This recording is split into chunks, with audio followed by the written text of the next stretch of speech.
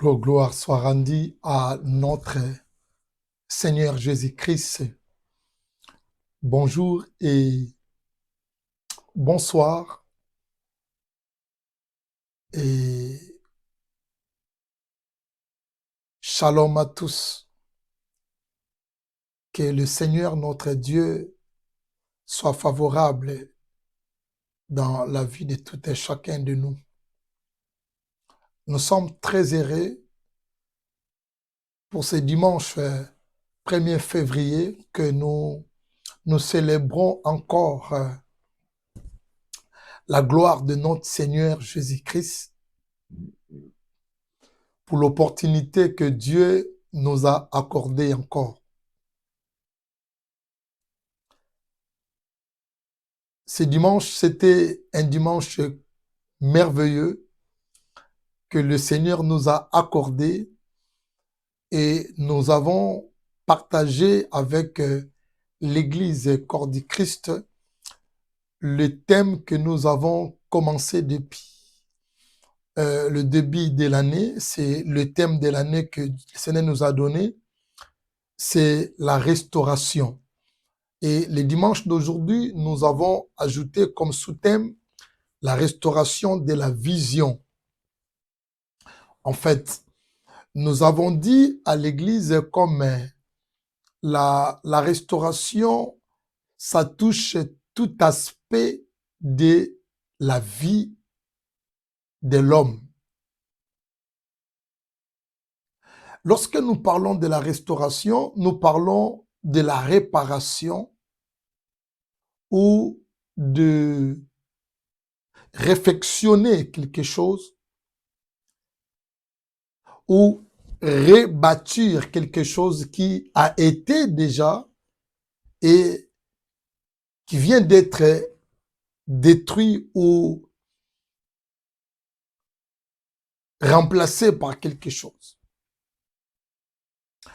Notre verset de base de l'année que le Seigneur nous a donné, c'était dans le livre des rois, dans 1 roi chapitre 18, le verset 16 à 30 ou 31, mais nous n'allons pas lire ça aujourd'hui, là où on parlait de les défis d'Élie devant le prophète de Baal.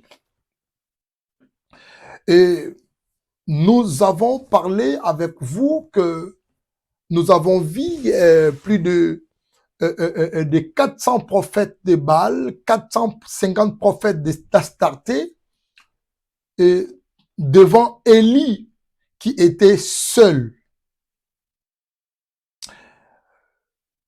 Les 850 prophètes de Baal et d'Astarté qui ont invoqué leur Dieu, il n'y avait rien. Mais il y avait quelque chose que Élie a aperçu, parce que la restauration de la vision que nous parlons aujourd'hui, pas seulement la vision comme un songe, ni la vision comme une révélation, parce que, comme je dis dans le livre de Daniel, nous savons que la vision aussi, il prend à peu près des aspects. Hein.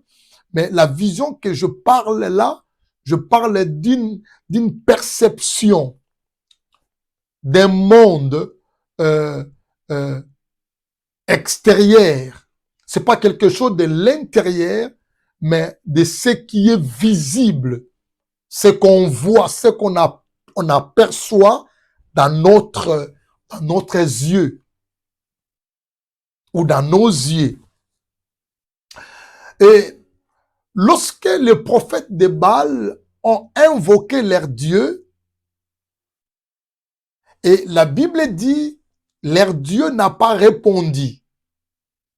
Mais Élie a aperçu de l'autre côté, lorsque il est arrivé autour d'Élie, Élie a aperçu l'autel. Il a vu. Il a regardé l'autel de son Dieu, le Dieu d'Abraham, d'Isaac et de Jacob. C'est là où il a constaté que l'autel était renversé. C'est là où Élie a constaté que les choses, la table du Seigneur, qui n'était pas également en ordre. L'autel, ça peut être tout simplement parce que c'était une forme d'une table de pierre où on mettait des sacrifices, des holocaustes pour rendre un culte, pour comme une offrande à une divinité. Ça peut être le Dieu d'Israël ou le Dieu d'autres, de Philistins ou de Baal ou ainsi de suite. Donc chacun avait son autel pour rendre un culte ou une offrande à son Dieu. Mais dans le temps là, comme je expliquais, que Akab était corrompu, l'autel de Dieu d'Israël n'était pas conforme comme il devait être. Donc l'autel était renversé, les choses n'étaient pas en place, les 12 pierres qui étaient éparpillées, donc c'était vraiment tout un désordre. Et lorsque Élie a aperçu, c'est là où Élie a commencé premièrement à restaurer l'autel. Et j'avais dit dans notre émission précédente, ou dans la première partie, je vous ai dit que l'autel là, que nous disons, ce n'est plus aujourd'hui l'autel pour amener des sacrifices des animaux. Parce que Christ est allé déjà lui-même comme un sacrifice auprès du Père. Et l'autel d'aujourd'hui, ça remplace notre propre vie. Que personne ne vous ment pour vous appeler d'amener encore des animaux, des sacrifices, ou de bêtes, ou bien des boucs, ou je ne sais pas quoi, ou de l'argent, ou d'autres choses. Non, l'autel aujourd'hui, c'est notre propre vie qui doit être restaurée pour plaire, afin de plaire au Seigneur notre Dieu Tout-Puissant. Donc l'autel d'aujourd'hui, la table du Seigneur, c'est ta vie à toi, c'est ton corps à toi. Et ce que le Seigneur cherche aujourd'hui, il ne cherche pas l'autel établi par des pierres pour mettre encore des holocaustes et des offrandes. Il est lui-même parti comme une offrande agréée par Dieu. Aujourd'hui, l'autel, mon frère, l'autel d'aujourd'hui, c'est ton corps. Regardez, l'apôtre Paul dira dans le Romains chapitre 12, hein, dans Romains chapitre 12, l'apôtre Paul dira ceci, dans Romains chapitre 12, regarde ce qu'il dit. Il dit ceci, je vous exhorte, donc, frères et sœurs, par les compassions de Dieu, d'offrir, vous voyez, d'offrir votre corps comme un sacrifice. Donc, l'autel d'aujourd'hui, ce n'est pas des animaux, ce n'est pas de bêtes que nous allons offrir à l'Éternel. Ce n'est pas ni aussi l'argent, l'autel d'aujourd'hui, ni des voitures, ni de matériel que le Seigneur en a besoin. L'autel d'aujourd'hui que nous, ce sera vraiment notre corps que nous devons offrir à l'Éternel comme un sacrifice. Il dit, vivant, saint, agréable à Dieu. C'est là où qui nous amène à la restauration de nos corps. Lorsque nous voulons amener notre corps à la restauration de la parole, comment lire ou demeurer dans la parole du Seigneur. La restauration dans notre comportement, la restauration de notre morale, la restauration de la crainte de Dieu, la restauration de la vision. Aujourd'hui, nous parlons sur la restauration de la vision. Nous prenons notre texte de base, c'est Jean, pardon, Marc chapitre 8. L'évangile de Jean, c'est vrai que ça, dans ma tête, parce que nous avons une émission que nous parlons du pasteur et ses défis au quotidien. Parce que là où nous avons basé les textes de livre de Jean. Ici, nous parlons de Marc chapitre 8. Notre texte de base, aujourd'hui, les thèmes que nous avons, la restauration de la vision. Comme je disais, la vision pas comme une révélation divine, mais la vision, notre façon de notre perception, façon de voir des choses. Vous voyez, comme je disais que Élie a aperçu, Élie a vu. Ce n'était pas quelque chose qui était dans la révélation d'Élie. Non, Élie a aperçu que l'autel a été renversé. Donc, je parle vraiment de la perception, de la vision, la restauration de la vie. Comment voir les choses de Dieu. Élie a vu que les choses de Dieu n'étaient pas bonnes, n'étaient pas vraiment en place comme ça doit être. L'église de Dieu, la maison du Seigneur, là où vous fréquentez, là où vous êtes en train de donner comme membre de l'église, comment vous voyez la marche de l'église, comment vous voyez votre marche avec le Seigneur, comment vous voyez. Mais ici, on nous parle ici, il s'est rendu dans le verset 22, il s'est rendu à Bethsaïda, et on l'amena vers Jésus, un aveugle. Qu'on le pria de toucher. Il prit l'aveugle par la main. Jésus prit l'aveugle par la main et le conduisit hors du village. Puis, il lui mit de la salive sur les yeux, lui imposa les mains. Il lui demanda s'il voyait. Voyez, s'il voyait. Pas une voyance spirituelle, s'il voyait clair dans ses yeux. Et il regarda et dit, j'aperçois des hommes, mais j'en vois comme des arbres et qui marchent. Donc Jésus a compris qu'il ne voit pas encore bien. Jésus lui mit de nouveau les mains sur les yeux et quand l'aveugle regarda fixement, il fut guéri et il vit tout distinctement. Alors Jésus les renvoya dans sa maison en disant, n'entre pas au village, ou soit ne retourne plus dans ce village.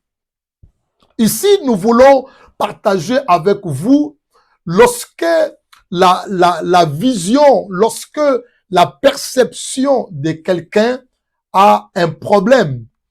La vie d'une personne ne va seulement tourner en rond. Quand quelqu'un ne voit pas, quand quelqu'un qui est un aveugle, ou je ne parle pas des malvoyants, parlons vraiment de l'aveugle comme la parole de Dieu nous dit ici. Quand quelqu'un est aveugle, cette personne, il est difficile pour qu'il puisse développer en lui, je peux dire même cette relation profonde avec le Seigneur, parce qu'il ne voit pas. Il y aura les difficultés de lire, il y aura les difficultés de beaucoup d'autres choses, même pour avancer dans sa vie. Et il arrivait à cet homme dans la ville de Bethsaïda, à savoir que Bethsaïda signifie maison de pêche. Beth comme maison, Saïda comme pêche, donc la maison de pêche. Mais dans cette maison de pêche, où la Bible dit aussi, c'était la ville également de Philippe, de André et de Pierre. Ça veut dire que, je peux dire, toute génération de jeunes qui étaient dans cette ville, en tout cas, leur travail, c'était que de pêche, parce que c'était une ville entourée par les lacs. le métier que le jeune exerçait ou le parent exerçait dans cette ville, c'était vraiment que de pêche. Donc, et là maintenant, il se trouvait un homme qui était aveugle, un jeune qui était aveugle. Ça veut dire que il ne voyait pas. Il y avait la carence de voir. Il y avait un problème de la vision. Vous voyez, quand quelqu'un qui a un problème de la vision, il est difficile pour que la personne puisse aller beaucoup plus loin. La personne va tourner en rond, quoi qu'il peut être intelligent, quoi qu'il peut avoir beaucoup des études qu'il a fait, quoi qu'il peut avoir beaucoup de diplômes, mais aussi longtemps qu'il a problème de vie, il a problème de vie, il serait difficile pour aller plus loin. Là, se trouvait un homme là, et lorsque Jésus entrait dans la ville de Bethsaïda, et la Bible dit, on lui a mené un homme qui était aveugle. Je bénis Dieu par rapport à ceux-là déjà qui ont compris également la vision du Seigneur. Le Seigneur est venu dans ce monde pour sauver ce qui était perdu. Le Seigneur est venu dans ce monde pour enlever le voile qui est dans les yeux des gens. Le Seigneur est venu dans ce monde pour nous faire sortir là où on était dans les ténèbres, dans l'obscurité, pour vivre la lumière, pour vivre sa lumière ou sa gloire. Donc, lorsque il y a quelques-uns qui comprennent également la vision du Seigneur, il est très important où ce sont des personnes qui sont bénies. Vous voyez, lorsque Jésus entrait dans la ville de Bethsaïda, la Bible dit, on lui amena un homme qui était aveugle. Déjà, les gens qui ont amené cet homme-là, ce sont des personnes qui ont compris la vision du Seigneur. Parce qu'il est venu pour ouvrir les yeux des aveugles. Il est venu pour nous débarrasser dans la vie des ténèbres. Il est venu pour nous donner également la vie. Vous savez, la Bible dit que lorsque quelqu'un se répand, lorsque une âme se répand, il y a une grande fête là au ciel. Donc, quand nous amenons des gens auprès du Seigneur, c'est vraiment, nous provoquons la fête, nous provoquons la joie, le ciel reste dans la fête. Donc, quelqu'un qui amène une personne auprès du Seigneur, sache que le Seigneur ne t'oubliera jamais. Parce que tu as provoqué une fête dans le ciel et Dieu ne peut jamais t'oublier. Il faudrait avoir cette vision-là. Pour les autres, pour nous ou vous que vous voyez, nous devrions également amener les gens auprès du Seigneur pour que les gens-là quittent les ténèbres, pour que, admirable, la lumière du Seigneur, notre Christ Jésus, puisse éclairer la vie de ces gens. Donc, un aveugle qui ne voit pas, il est difficile lui-même pour aller jusqu'auprès du Seigneur. Il faudrait que des gens puissent amener cet homme auprès du Seigneur. Et ça, c'est un devoir de tout chrétien qui voit, de tout chrétien qui a la vision, de tout chrétien qui ont compris la vision du Maître. Il faudrait que nous amenions les gens dans notre entourage, dans nos familles, dans nos maisons. Et partout où nous sommes, nous avons plusieurs personnes qui vivent encore dans les ténèbres, où l'obscurité est en train d'empêcher ces gens-là de vivre la lumière. Et c'est à nous également que nous allons amener ces gens auprès du Seigneur. Regardez la démarche de ces gens. On lui a amené quelqu'un pour qu'il le touche. Regardez le souci de ces gens. On voulu également que leurs frères, leurs compatriotes, leurs amis soient touchés par le Seigneur. Et c'est que nous, les chrétiens d'aujourd'hui, nous ne faisons pas cela. Dans notre environnement, dans nos maisons, dans nos familles, nous avons des gens, nous avons des personnes, nous avons des maris, nous avons des femmes, nous avons des enfants qui ne connaissent même pas le Seigneur et qui sont aveugles. Vous voyez? Donc, nous devons faire l'effort de restaurer également cette attitude-là d'amener les gens auprès du Seigneur. C'est une bénédiction, mon frère. Celui qui amène quelqu'un auprès du Seigneur, sa maison, sa maison, cette personne, elle est bénie. Celui qui amène quelqu'un auprès du Seigneur, celui qui amène une âme auprès du Seigneur, Dieu n'oubliera jamais ta maison. Regardez ici, il dit, et il prit l'aveugle par la main. Jésus a pris l'aveugle par la main, il le conduisit hors de ces villages. Donc, lorsque nous lisons ces textes, nous allons comprendre que le mal ou le problème de cet aveugle venant de la ville, du lieu où il fréquentait, du lieu où il habitait, ou on peut dire le lieu qu'il fréquentait, parce que cet homme, il fréquentait ces lieux-là, ces villages-là. Jésus l'a pris, il l'amena hors de ce village. Donc, le problème, on peut dire autrement que son aveuglement a été complètement lié par rapport à la ville. Donc, on peut dire que ces villages-là a rendu cet homme aveugle. Les villages a fait que la vision de cet homme-là devient un peu dans de beaucoup de défauts. Ça veut dire le problème était dans le village, où l'entourage, l'environnement de cet homme qui a rendu la vision de cet homme-là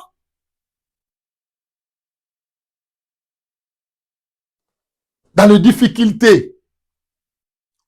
Donc c'est là où on comprend qu'on peut aussi dire peut-être que cet homme voyait avant. Parce que la Bible n'a pas mentionné qu'il était né aveugle. Il dit que cet homme était aveugle. Mais le Seigneur Christ voulait le faire quoi? Restaurer sa vision. Donc, il y a des milieux où nous pouvons fréquenter, ça peut détruire ou ça peut empêcher de nous avancer, ça peut nous empêcher de voir clair.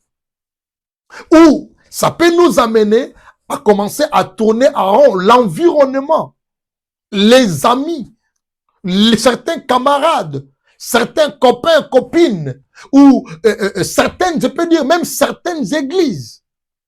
Je ne suis pas en train de le faire sortir les gens dans certaines églises, mais vous devez prier parce que vous pouvez aller dans un lieu qui est qu'on appelle église, mais votre vision devient obscure.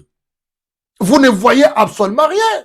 Vous devez comprendre que ce lieu, le problème était le lieu de cet homme. Jésus a pris cet homme, il n'a pas prié directement sur lui, mais Jésus l'a amené hors du ville, hors du village. Et puis, il mit la main il mit la main dans la salive et Jésus pria à cet homme-là. Il a prié, il imposait la main et il a dit, est-ce que tu vois? Il dit, non, je ne vois pas. J'aperçois des gens comme des arbres qui marchent.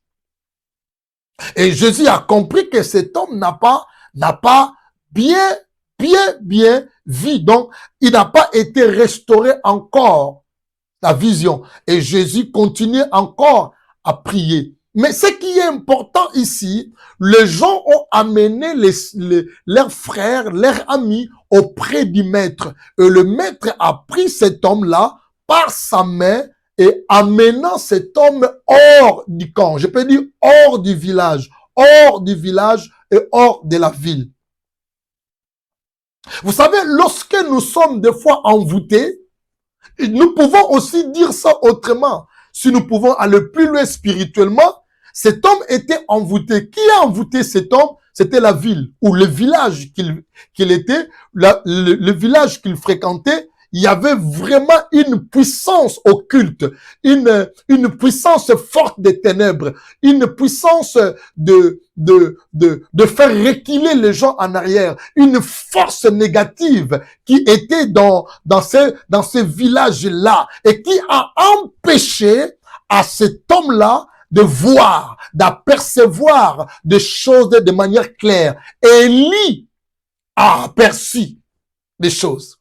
Élie a aperçu l'autel. Il a compris que l'autel ici était renversé. Mais regardez, quand quelqu'un est aveugle, il est difficile pour voir clair. Donc, il peut commencer à vivre du jour au jour la même chose. Parce qu'il ne voit pas.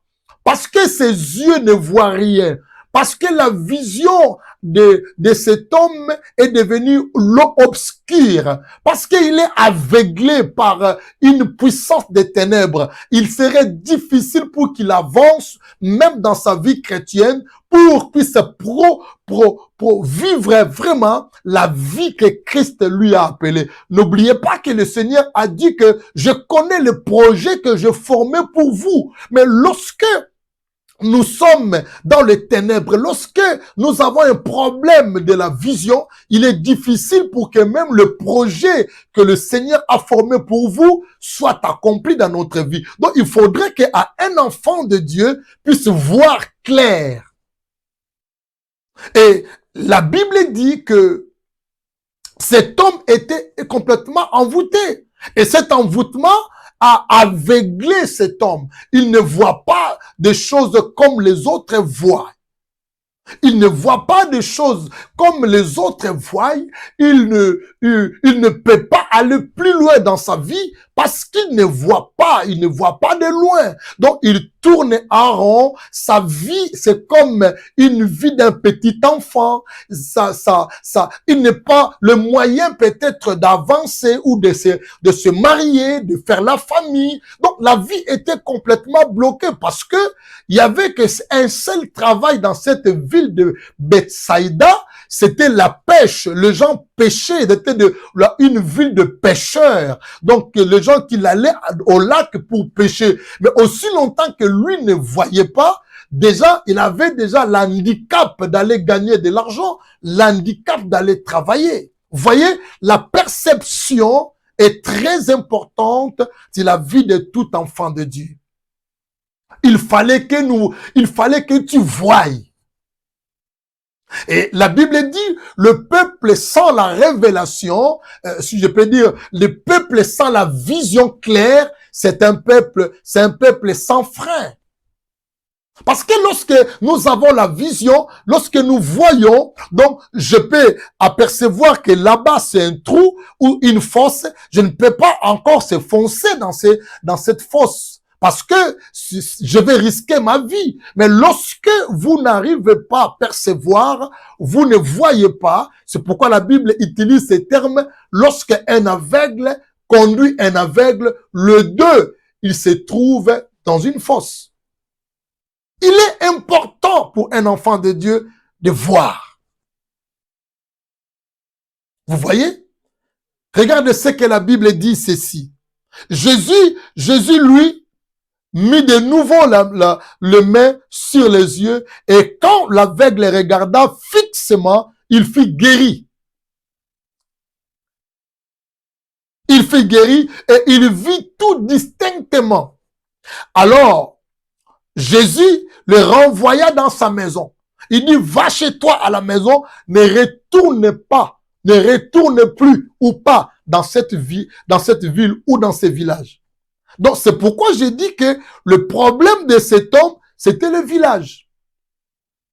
Les villes ou le village par lesquels on peut s'installer, nous devrions également prier par rapport à cela. C'est vrai, dans certains pays où nous sommes arrivés ici, des fois, tu n'as pas le choix. C'est l'état de ces pays ou par lequel que vous avez, vous êtes, il peut eux-mêmes vous envoyer dans certaines villes ou certains villages. Il vous impose la ville parce que vous êtes où nous sommes étrangers ou voilà, des choses comme ça. Mais lorsque nous avons la possibilité de changer la ville, il ne faudrait pas également choisir une ville par rapport à ce que tu vois dans tes yeux physiques. Parce qu'il y a beaucoup de villes qui sont vraiment des cimetières de notre vision. Beaucoup de villes ou de villages, ce sont des cimetières de nos projets. Beaucoup de villes et de villages sont des destructeurs ou de nos vies également. Vous allez remarquer qu'il y a d'autres personnes, vous étiez avec votre enfant dans certains villages, vous étiez bien. Lorsque vous avez changé la ville ou le village, vous avez vu directement, votre enfant devient un peu ou têtu, ou l'enfant devient turbulent, ou l'enfant a pris certains comportements qu'il n'avait pas avant. Donc, la ville ou les villages ont beaucoup d'influence aussi dans la vie d'un enfant de Dieu. Nous devons faire très attention à ça. Le Seigneur a dit, il a insisté, ne retourne pas dans ce village-là. Parce que le problème était là. C'est là où ils t'ont fait du mal. C'est là où ils veulent pas que tu avances. C'est là où dans ces villages-là, ils t'ont rendu aveugle. Donc, il est important de comprendre aussi que lorsque le Seigneur ne veut pas certaines relations, nous devons également rompre ça. Parce que des fois, nous vivons dans un monde d'aujourd'hui. Il y a notre ancienne relation, c'est ce que nous retournons. Vous avez déjà séparé depuis très longtemps, mais parce qu'il y a des sensations qui restent, la nostalgie qui reste, et vous pensez également, vous êtes dans le plan de Dieu. Or, il a dit à cet homme, ne retourne plus dans ce village. Donc, certaines relations, il ne faudrait plus retourner lorsque vous avez déjà mis fin avec ça. Mettez fin, regarde des choses autrement. Ta vision puisse se focaliser à autre chose devant le Seigneur. Ou de laisser également le Seigneur puisse vous conduire parce que maintenant vous voyez. Parce que lorsque vous ne voyez pas, vous titubez, vous marchez vous-même. Vous pouvez tomber, vous pouvez faire beaucoup d'erreurs. Mais lorsque le Seigneur nous ouvre les yeux, nous commençons à voir clair. Nous ne pouvons pas faire des choses comme un aveugle. Le Seigneur, il tient l'aveugle dans la main et il l'amène hors du village. Et c'est là, hors du village, que l'aveugle a réussi sa guérison. La restauration de la vision, elle est importante pour tout et chacun de nous. Il faudrait que celui qui sert le Seigneur, celui qui prie Dieu, il faudrait qu'il voie. Si vous ne voyez pas, il faudrait que vous continuiez à prier le Seigneur. Il est important, parce que si vous ne voyez pas, vous risquez de tomber et de louper ce que le Seigneur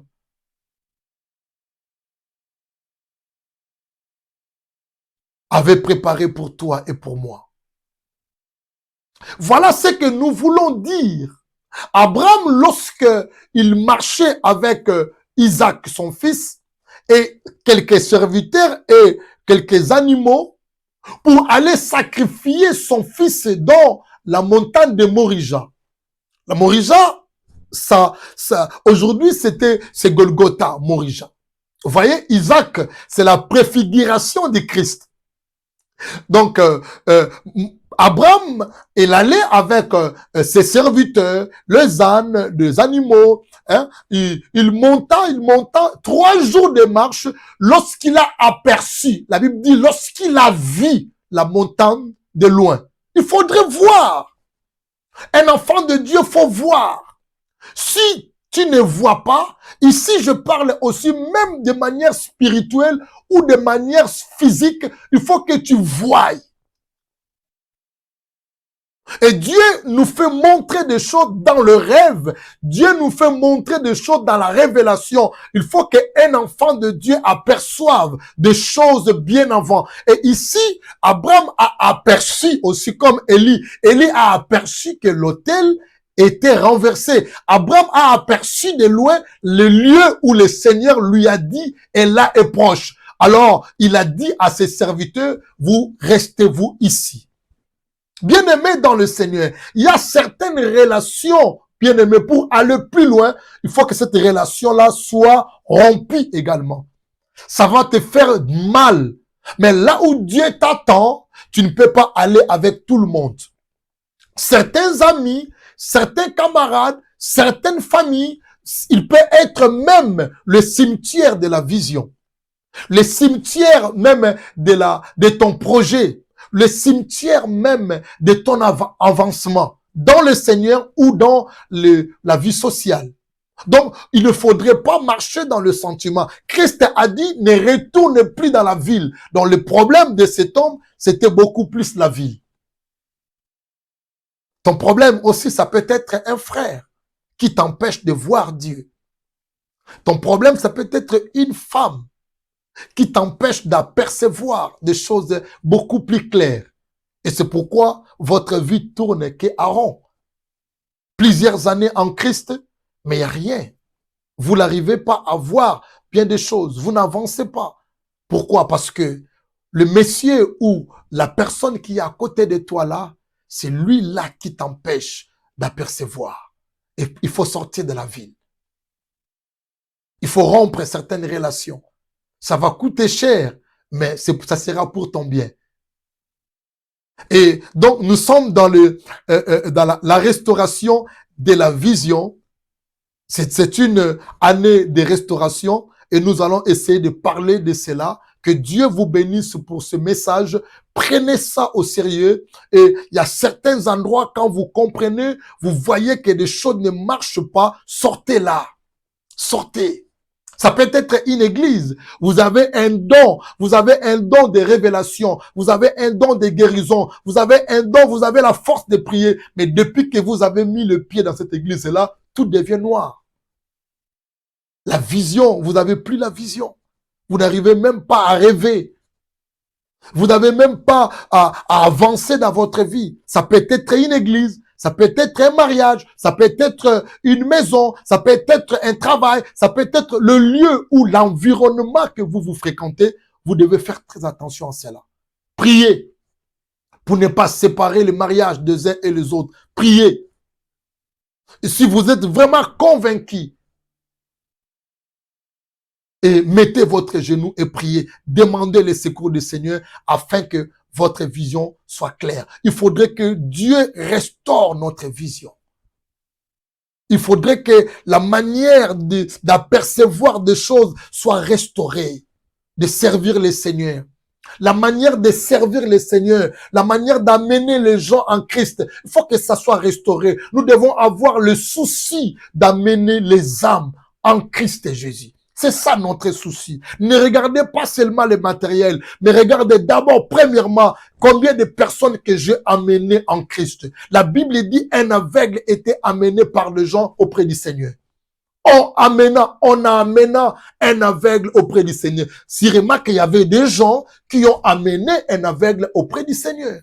Ton souci doit être ça. Combien de personnes que tu as amenées en Christ? Dans ta famille, les gens qui connaissent même pas le Seigneur, ils sont là dans ta famille. Vous allez à l'église, vous êtes sauvés, et puis eux, quand est-ce qu'ils seront sauvés?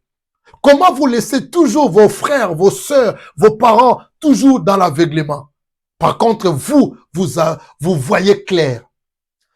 Que ma prière de ce matin, qu'il soit que moi et ma famille, que nous voulons voir distinctement, voir clair. Et voir clair, c'est Christ. La restauration, c'est Christ. C'est lui qui a la possibilité, la capacité de restaurer tout ce qui était détruit dans nos vies. La santé, ça peut être détruite et Jésus-Christ est là pour restaurer cela. La vision était détruite, c'est Jésus-Christ qui est capable de restaurer cela. Le mariage semble être détruit, c'est Jésus-Christ qui peut restaurer cela. Mon frère, ma sœur, viens. En Jésus-Christ, vous serez restaurés et votre vie trouvera le bon sens. Que Dieu vous bénisse. C'était bien votre ami et serviteur de Dieu, le pasteur Cephas Ndomasi. Soyez tous bénis au nom du Seigneur. À très bientôt. Au revoir.